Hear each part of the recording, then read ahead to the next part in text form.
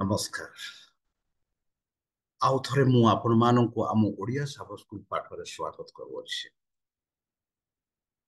ମୁଁ ଆଶା କରୁଛି ଆମ ଏହି ଓଡ଼ିଆ ସାବ ସ୍କୁଲ ପାଠ ଆପଣମାନଙ୍କୁ ଆଧ୍ୟାତ୍ମିକ ରୂପେ, ଶାରୀରିକ ରୂପେ, ମାନସିକ ରୂପେ ସାହାଯ୍ୟ କରୁଛି। ଆପଣଙ୍କର ଆଉ ପରମେଶ୍ୱରଙ୍କର ସମ୍ପର୍କ ଏକ ଘନିଷ୍ଠ ରୂପେ ଗଠିତ ହେଉଅଛି। ମୁଁ ବି ଆଶା କରୁଛି ବନ୍ଧୁ କି ଆମ ଏହି ଓଡ଼ିଆ ସାବ ସ୍କୁଲ ପାଠ ଅନ୍ୟ ଆପଣଙ୍କ ବନ୍ଧୁମାନଙ୍କୁ ସହ ବାଣ୍ଟୁଛନ୍ତି ଆଉ ସେମାନେ ମଧ୍ୟ ଈଶ୍ୱରଙ୍କ ଆଶୀର୍ବାଦ ପ୍ରାପ୍ତ ହଉଛନ୍ତି ବୋଲି ମୁଁ ଆଶା କରୁଛି। ଆମ ଓଡ଼ିଆ ଭାଇ ଭଉଣୀମାନଙ୍କ ପାଇଁ ଏହି ଓଡ଼ିଆ ସଭା ସ୍କୁଲ ପାଠ ଆଡଭେଣ୍ଟିଜ ମିଡିଆ ସେଣ୍ଟର ଦ୍ୱାରା ପ୍ରସ୍ତୁତ କରାଯାଉଅଛି। ତାହେଲେ ଚାଲନ୍ତୁ ଆମ ଏହି ଓଡ଼ିଆ ସଭା ସ୍କୁଲ ପାଠ ଆଜି ଆମେ ଆରମ୍ଭ କରିବା। ଆଉ ଆଜି ଆମର ପାଠର ସିନେମା ହଉଛି ଦୃଷ୍ଟାନ୍ତ। ଯେପରିକି ଆମେ ଏହି 3 ମାସରେ ବିଶେଷ ଭାବରେ ଆମେ ଆଲୋଚନା କରିବା ମାର୍କ ଲିଖିତ ସୁସମାଚାର। ଆଉ ଆଜି ଆମେ ବିଶେଷ ଭାବରେ ମାର୍କ ଯୋଉ ଯୋଉ ଦୃଷ୍ଟାନ୍ତ ଲେଖିଥିଲେ ଆଉ ସେ ଦୃଷ୍ଟାନ୍ତ ଦ୍ୱାରା ଆମେ କଣ ଶିଖିବା, ଆମମାନଙ୍କ ଜୀବନରେ ସେ ଦୃଷ୍ଟାନ୍ତ କିପରି ସାହାଯ୍ୟ କରିପାରିବ, ଆମମାନଙ୍କର ଆଧ୍ୟାତ୍ମିକ ଜୀବନ କିପରି ଏହି ଦୃଷ୍ଟାନ୍ତ ଦ୍ୱାରା ଆମେ ଆଗକୁ ବଢିପାରିବା। ତାହେଲେ ଚାଲନ୍ତୁ ଏହି ସାବା ସ୍କୁଲ ପାଠ ଆରମ୍ଭ କରିବା ପୂର୍ବେ ଆମେ ନିଜକୁ ଈଶ୍ୱରଙ୍କ ହସ୍ତରେ ସମର୍ପଣ କରି ତାହାଙ୍କ ମଧୁର ନାମରେ ପ୍ରାର୍ଥନା କରିବା।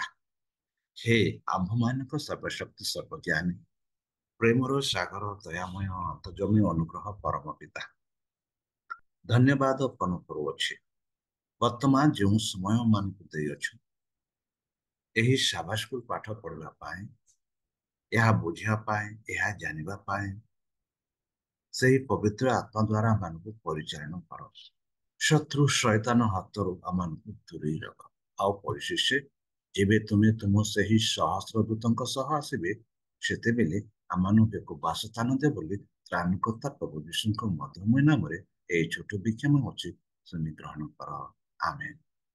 ବନ୍ଧୁ, ଆଜିର ବିଶେଷ ପାଠ ହଉଛି କି ପାରାବଲ୍ସ ବା ଦୃଷ୍ଟାନ୍ତ, ଯାହା ଆମମାନଙ୍କୁ ସ୍ମରଣୀୟ ପଦ ନିଆଯାଇଛି ମାର୍କ ପୁସ୍ତକ 4 ତାର 24 ଆଉ 25। ମାର୍କ ତାର 4, 24 ଆଉ 25। ତାହେଲେ ଚାଲନ୍ତୁ ପଢିବା 24 ଆଉ 25। 24ରେ କୁହେ ଏହିପରି, ଯୀଶୁ ପୁଣି ସେମାନଙ୍କୁ କହିଲେ, କଣ ଶୁଣୁଅଛ? ସେ ବିଷୟରେ ସାବଧାନ। ଯେଉଁ ମାପରେ ମାପ କର ସେହି ମାପରେ ତୁମମାନଙ୍କୁ ମପାଯିବ ଏବଂ ତୁମମାନଙ୍କୁ ଅଧିକ ଦିଆଯିବ। 24ରେ ଆଉ 25ରେ ଆମେ ପଢୁ, କାରଣ ଯାହାର ଅଛି ତାହାକୁ ଦିଆଯିବ ଆଉ ଯାହାର ନାହିଁ ତାହା ପାଖରେ ଯାହା ଅଛି ତାହା ସୁଦ୍ଧା ତାହାଠାରୁ ନିଆଯିବ। ବନ୍ଧୁ, ଦୃଷ୍ଟାନ୍ତ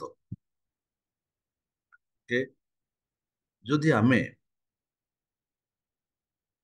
ମାର୍କ ପୁସ୍ତକ ତାର 4, ମାଥ୍ୟୁ ପୁସ୍ତକ 13, 18-23 ଆଉ ଲୁକ 8-11-15 ପଢିବା, ସେଠି ଆମେ ଏକ ଦୃଷ୍ଟାନ୍ତ ପାଉଛୁ।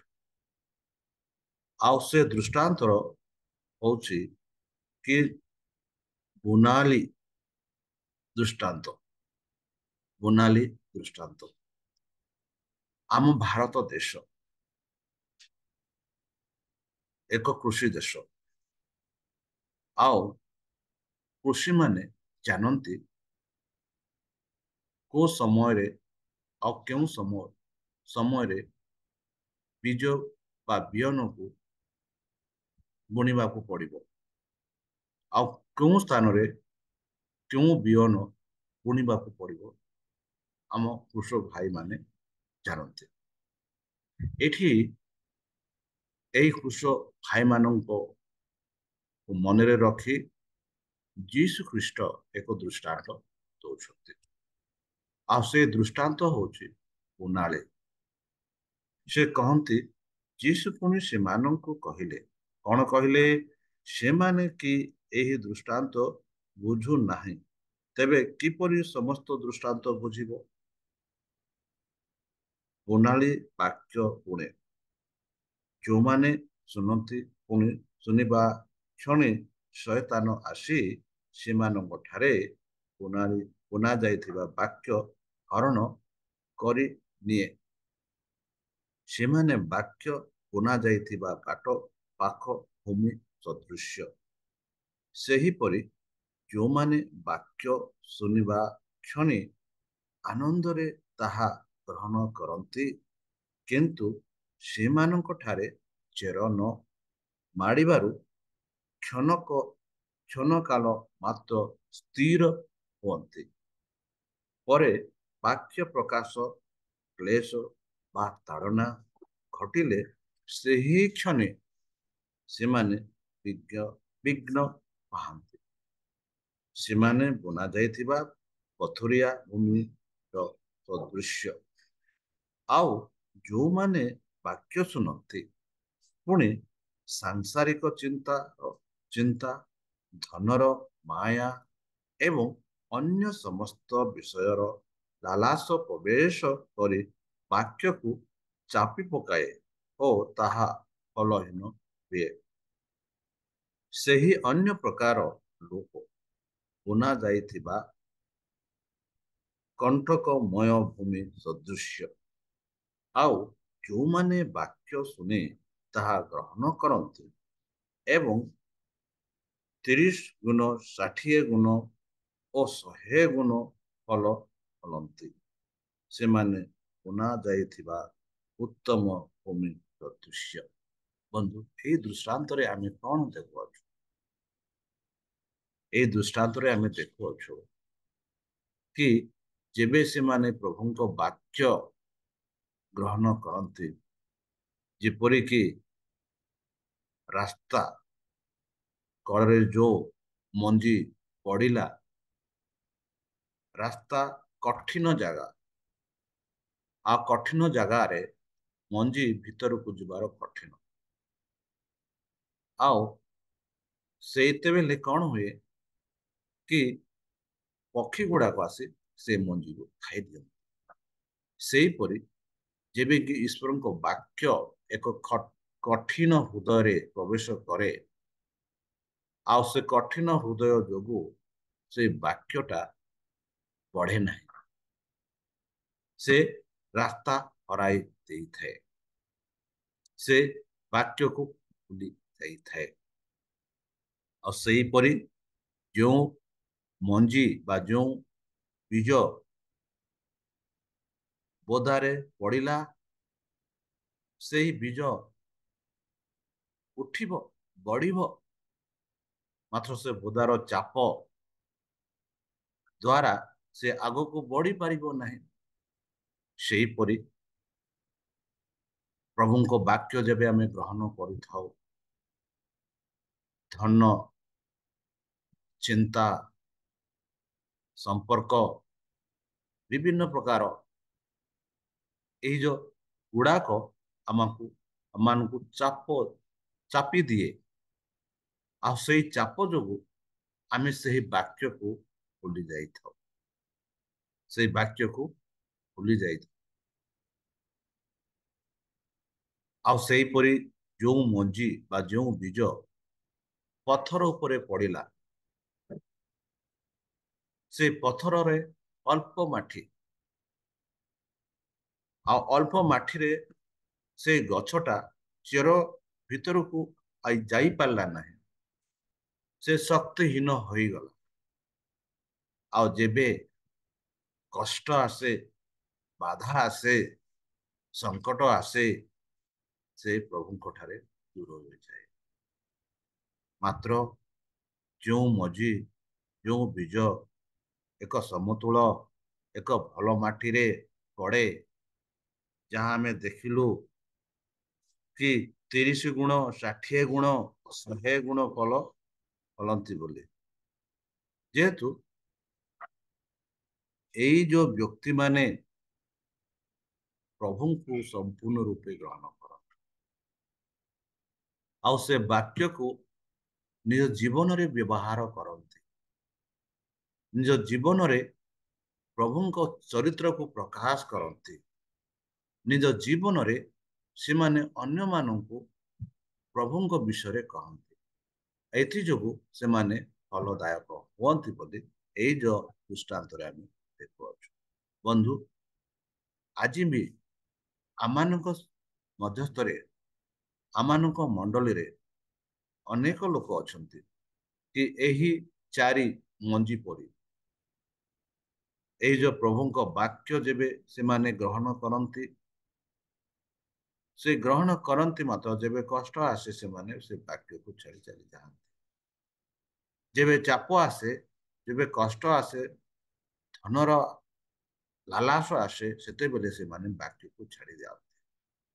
ଆଉ ଯେତେ ଲୋକମାନେ ବାକ୍ୟ ଶୁଣନ୍ତି ଆଉ ସେତେ ଧ୍ୟାନ ଦିଅନ୍ତି ନାହିଁ, ସେମାନେ ତ ବଢନ୍ତି ନାହିଁ। ମାତ୍ର ଯେଉଁମାନେ ପ୍ରଭୁଙ୍କୁ ପ୍ରେମ କରନ୍ତି, ପ୍ରଭୁଙ୍କ ଆଜ୍ଞା ମାନନ୍ତି, ସେମାନେ ଫଳ ସ୍ୱରୂପ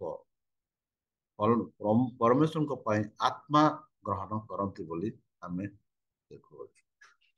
ତାପରେ ତୃତୀୟ ଦୃଷ୍ଟାନ୍ତ ଯାହା ଆମେ ଦେଖୁଅଛୁ ଲୁକ 8 ତାର 16, 18, ବିଶେଷ ଭାବରେ ମାର୍କ 4:21 ରୁ ଆମେ ଦେଖୁଛୁ କି ସେହି ଦୀପ, ମାନ ତଳେ ଦୀପ, ମାନେ ମାଣ। ଆମେ ଦେଖୁ ମାନ, ମାନ ମାନେ କଣ? ମୁଁ ସାଧାରଣ ଭାବେ ଆମେ ଯେବେ ଗାଁ ଗହଳିରେ ଥାଉ, ଗାଁ ଲୋକମାନେ ଧାନ ଗୁଡାକ ମାପନ୍ତି, ଧାନ ବା ଚାଉଳ ବା ଗହମ ବା ମାପନ୍ତି। ଆଉ ମାପିବା ବେଳେ ସେମାନେ ଭର୍ତ୍ତି କରି ମାପନ୍ତି। ଯଦି ମାଣ ତଳେ ଦୀପ ରଖିବା, ସେ ଦୀପର ଆଲୁଅ କୁଆଡେ ଯିବ ବନ୍ଧୁ? ଦୀପ ସେ ମାପ ଭିତରେ, ମାଣ ଭିତରେ ହିଁ ଥିବ। ଆଉ ଯଦି ମାଣ ଭର୍ତ୍ତି କରି ନଦେବା, ତାହେଲେ ଯାହା ଆମେ ପାଉଛୁ ତାହା ଆମେ ପାଇବା। ଯେପରି 21ରେ କୁହେ, ପୁନଶ୍ଚ ସେ ସେମାନଙ୍କୁ କହିଲେ, ଦୀପ କଣ ମାଣ ତଳେ ବା ଖଟ ତଳେ ରଖାଯିବା ନିମନ୍ତେ ଅଣାଯାଏ? ମାଣ କେ ସେ କହିଲେ, ପୁନଶ୍ଚ ସେ ସେମାନଙ୍କୁ କହିଲେ, ଦୀପ କଣ ମାଣ ତଳେ ବା ଖଟ ତଳେ ରଖାଯିବା ନିମନ୍ତେ ଅଣାଯାଏ ନାହିଁ ନା? ଯେବେ ଆମେ ଦୀପ ଆଣୁ, ଦୀପ ଏକ ସ୍ଥାନରେ ରଖାଯାଏ, ଯେପରିକି ସେଇ ଯୋଉ ବଖରା ବା ସେଇ ଯୋଉ ହଲ୍ ଚାରିପଟେ ସେ ଦୀପଟା ଆଲୁଅ ପ୍ରକାଶ କରିପାରିବ। ତାକୁ ଆମେ ମାଣ ତଳେ ରଖୁନୁ ବା ତାକୁ ଆମେ ଖଟ ତଳେ ରଖିବୁନୁ। କାହିଁକି ଉଦାହରଣ, କାହିଁକି ଏ ଦୃଷ୍ଟାନ୍ତ ଦେଉଛୁ? ବେଲେ ବେଲେ ଆମେ ସତ୍ୟକୁ ପାଇଥାଉ, ମାତ୍ର ଏଇ ସତ୍ୟକୁ ଅନ୍ୟମାନଙ୍କୁ ପ୍ରକାଶ କରିବା ପାଇଁ ଆମେ ଲଜ୍ଜିତ ହେଇଥାଉ, ଭୟ କରିଥାଉ, ଲୁଚେଇ ଥାଉ। ତାହେଲେ ଆମେ ସତ୍ୟ ପାଇ ଲାଭ କଣ? ଯେ ଏଇ ସତ୍ୟ ଯଦି ଅନ୍ୟମାନେ ପାଉନାହାନ୍ତି, ଏଇ ସତ୍ୟ ଯଦି ଅନ୍ୟମାନେ ଜାଣୁନାହାନ୍ତି, ଈଶ୍ୱରଙ୍କ ପ୍ରେମ ଯଦି ସେମାନେ ଜାଣୁନାହାନ୍ତି, ତାହେଲେ ଆମେ ସତ୍ୟ ଜାଣି ଲାଭ କଣ? ନିଜ ପାଇଁ ନାହିଁ, ଆମେ ଅନ୍ୟମାନଙ୍କ ପାଇଁ ବି ଏଇ ଯୋଉ ସତ୍ୟକୁ ବାଣ୍ଟିବାକୁ ପଡିବ। ସେଥିଯୋଗୁ ଦୀପ କଣ ମାଣ ତଳେ ବା ଖଟ ତଳେ ରଖାଯିବା ନିମନ୍ତେ ଅଣାଯାଏ ନାହିଁ। ଦୀପ ରୁଖା ଉପରେ ରଖାଯିବା ନିମନ୍ତେ କି ତାହା ଅଣାଯାଏ ନାହିଁ, କି ଦୀପ ରୁଖା ଉପରେ ରଖା ପାଇଁ ତାହା ପାଇଁ ସେ ଅଣାଯାଏ। କାରଣ ପ୍ରକାଶିତ ନ ହେବା ଉଦ୍ଦେଶ୍ୟରେ କିଛି ଗୁପ୍ତ ନାହିଁ, ଆଉ ଯାହା ଗୁପ୍ତ ହୋଇଛି ତାହା ପ୍ରକାଶିତ ହେବ। ଉଦ୍ଦେଶ୍ୟରେ ଗୁପ୍ତ ହୋଇଛି। ଯଦି କାହାର ଶୁଣିବାକୁ କାନ ଅଛି ସେ ଶୁଣୁ। ଯୀଶୁ ପୁଣି ସେମାନଙ୍କୁ କହିଲେ, କଣ ଶୁଣୁଅଛ?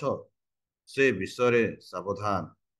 ଯେଉଁ ମାପରେ ମାପ କର ସେଇ ମାପରେ ତୁମମାନଙ୍କୁ ମାପ ମପାଯିବ ଏବଂ ତୁମମାନଙ୍କୁ ଅଧିକ ଦିଆଯିବ। ବନ୍ଧୁ, ଯେଉଁ ମାପରେ ଆମେ ମାପିଥାଉ ସେଇ ମାପରେ ଆମେ ପାଇଥାଉ।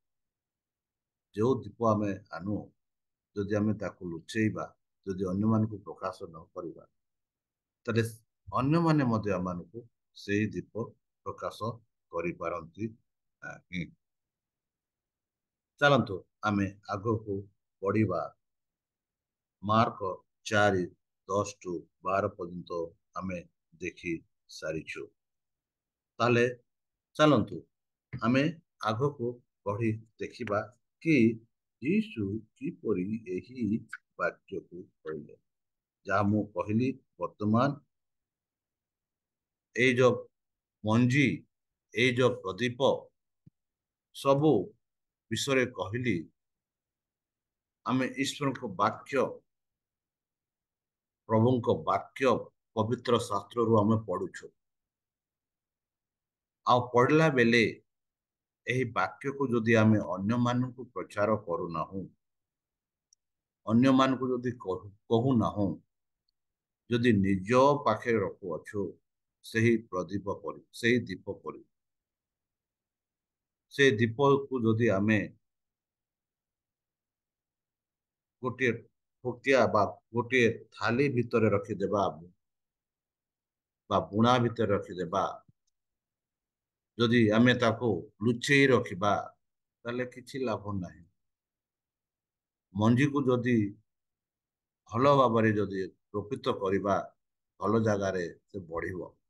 ଏଥିଯୋଗୁଁ ଯୀଶୁ ଖ୍ରୀଷ୍ଟ ଏଇ ଦୁଇ ଦୃଷ୍ଟାନ୍ତ ଆପଣା ଶିଷ୍ୟମାନଙ୍କୁ କହିଥିଲେ, ଯେପରିକି ଏଇ ଦୁଇ ଦୃଷ୍ଟାନ୍ତ ଦ୍ୱାରା ସେମାନେ ଜାଣିପାରିବେ କି ପ୍ରଭୁଙ୍କର ଇଚ୍ଛା କଣ, କି ତାଙ୍କର ବାକ୍ୟ ଅନ୍ୟମାନଙ୍କୁ ପ୍ରଚାର କରାଯାଉ। ସେମାନେ ଫଳଦାୟକ ହୁଅନ୍ତୁ। ଶିଷ୍ୟମାନଙ୍କୁ ବି କୁହାଗଲା, ଆଉ ଯୋଉମାନେ ଶୁଣୁଥିଲେ ସେମାନଙ୍କୁ ବି କୁହାଗଲା। ଆଉ ବର୍ତ୍ତମାନ ଆପଣମାନେ ଶୁଣୁଛନ୍ତି କି ଯୀଶୁ ଖ୍ରୀଷ୍ଟଙ୍କ ଇଚ୍ଛା କଣ। ଆମ ଏହି ବାକ୍ୟ, ଏ ଜୀବନଦାୟକ ବାକ୍ୟ ସମସ୍ତଙ୍କ ପାଖକୁ ପହଞ୍ଚୁ। ଯେଉଁ ଜୀବନଦାୟକ ବାକ୍ୟ ଆମେ ପାଉଛୁ, ସେ ବାକ୍ୟ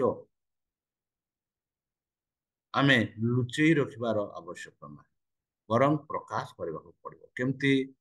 ଯେପରି ସାଧୁ ପାଉଲ କହନ୍ତି କି ଲୋକେ ଆପଣଙ୍କ ଜୀବନର ଚରିତ୍ର ଦ୍ୱାରା ପରମେଶ୍ୱରଙ୍କୁ ଚିହ୍ନି ପାରୁଛନ୍ତି। ଆପଣଙ୍କ ଆଚରଣ, ଆପଣଙ୍କ କଥାବାର୍ତ୍ତା, ଆପଣଙ୍କ କାର୍ଯ୍ୟଧାରା, ଆପଣଙ୍କର ଆଚରଣ ସବୁ ଦେଖି ଯଦି ସେମାନେ ଯୀଶୁକୁ ଦେଖୁଛନ୍ତି, ତାହେଲେ ଆପଣ ନିଜେ ଜାଣିପାରିବେନି କି ଆପଣ ଯୀଶୁଙ୍କୁ ପ୍ରକାଶିତ କରୁଛନ୍ତି, ଦୀପଟାକୁ ଉଜ୍ଜଳ କରୁଛନ୍ତି। ଯଦି ଯେଉଁ ଲୋକେ ଆପଣଙ୍କୁ ଦେଖିବେ ଯଦି ଯୀଶୁ ଖ୍ରୀଷ୍ଟକୁ ପାଉନାହାନ୍ତି, ଏହାର ମାନେ କଣ? ସେମାନେ ଯୀଶୁକୁ ଦେଖୁନାହାନ୍ତି। ଏହାର ମାନେ କଣ କି ଆପଣ ନିଜେ ଯୀଶୁକୁ ଲୁଚାଉଛନ୍ତି। ଆପଣ ନିଜେ ଯୀଶୁକୁ ପ୍ରକାଶ କରିବାକୁ ଚାହୁଁନାହାନ୍ତି। ଯେହେତୁ ହୋଇପାରେ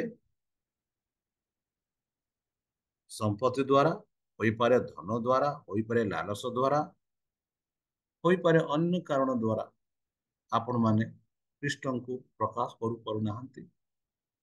ମାତ୍ର ଯଦି ଆମେ ଖ୍ରୀଷ୍ଟଙ୍କ ସେହି ଯୋଉ ପବିତ୍ର ଶାସ୍ତ୍ର ଉପରେ ଧ୍ୟାନ କରି ବିଶ୍ୱାସ କରି କହିବା, ଆମେ ସେଇ ଯୋଉ ମଞ୍ଜି ଯାହାକି 50, 60, 100 ଗୁଣରେ ଭଲ ହେଲା, ଆମେ ସେହିପରି ଫଳ କରିପାରିବା।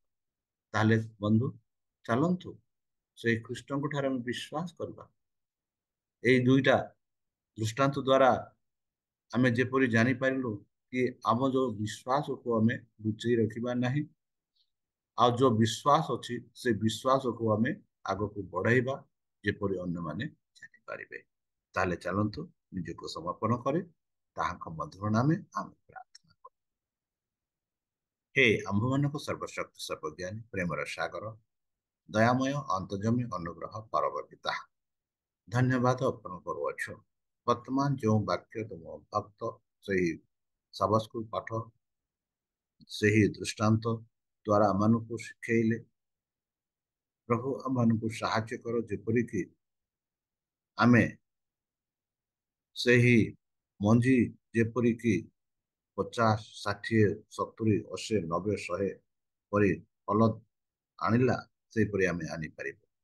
ସେଥିପାଇଁ ତୁମର ସେହି ସାହାଯ୍ୟ, ତୁମ ସେହି ପବିତ୍ର ଆତ୍ମା ଆଉ ତୁମ ସେହି ଶକ୍ତି ଆମମାନଙ୍କୁ ଦରକାର, ଯେପରିକି ଆମେ ଯେଉଁ ସତ୍ୟ ପାଇଅଛୁ ସେ ସତ୍ୟ ଅନୁସାରେ ଆମେ ଚାଲିପାରିବୁ। ପରିଶେଷେ ଯେବେ ତୁମେ ତୁମ ସେହି ସହସ୍ରଦୂତଙ୍କ ସହ ଆସିବେ, ସେତେବେଳେ ଆମମାନଙ୍କୁ ଏକ ବାସସ୍ଥାନ ଦେବ ବୋଲି ତ୍ରାଣକର୍ତ୍ତା ପ୍ରଭୁ ଯୀଶୁଙ୍କ ମଧୁରମୟ ନାମରେ ଏହି ଛୋଟ ବିକ୍ଷମ ହେଉଛି ଶୁଣି ଗ୍ରହଣ କର। ଆମେନ୍।